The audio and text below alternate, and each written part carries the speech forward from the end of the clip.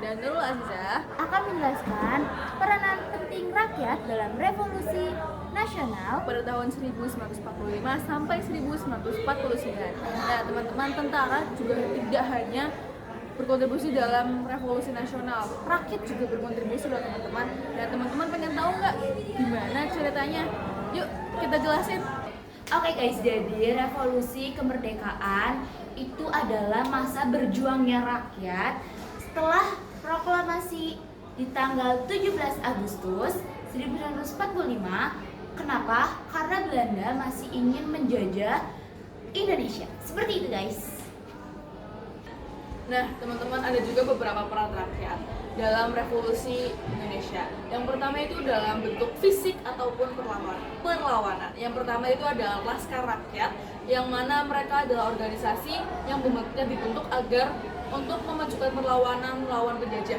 Lalu yang kedua ada buruh dan petani.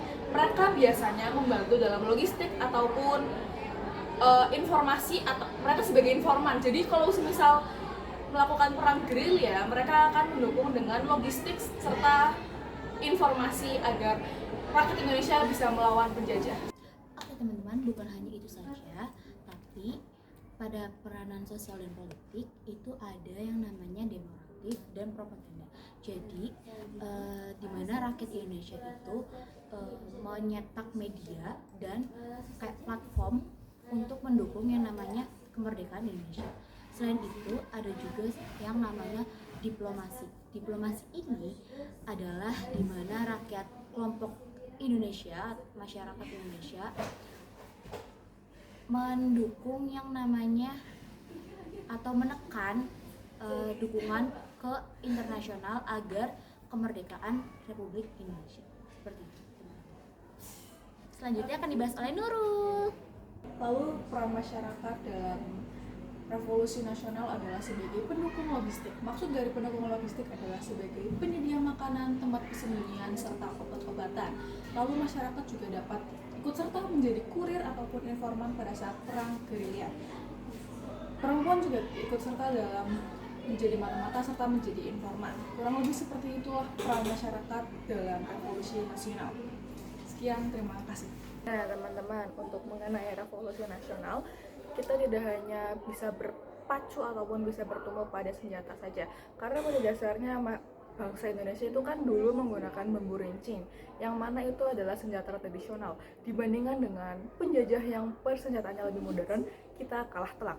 Jadi digunakanlah perang gerilya. Karena itu, perang gerilya itu membutuhkan dukungan dari masyarakat umum, tidak hanya orang tentara saja yang mendukung.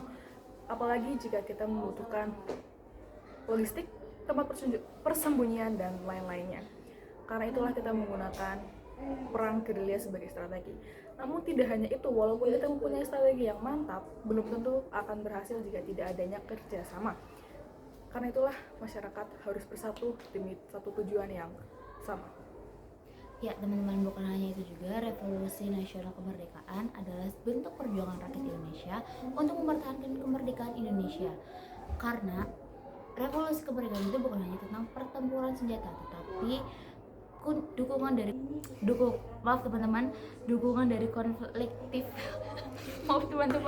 dukungan konfliktif dari seluruh rakyat Indonesia. Untuk itu, marilah kita bersatu untuk tujuan yang sama. Saya Rahel Imelda Azhara, Saya Nurul Aziza, pamit undur diri. Wassalamualaikum warahmatullahi wabarakatuh. and bye. Kalau kalian mau tahu apa itu revolusi, Halo semuanya. Halo guys, jadi di sini kami berdua Rahel ini revolusi pada rakyat.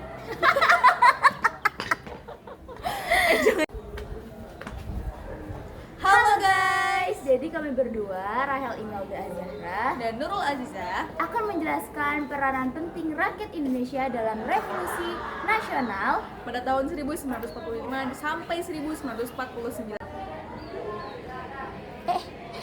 Ikut serta dalam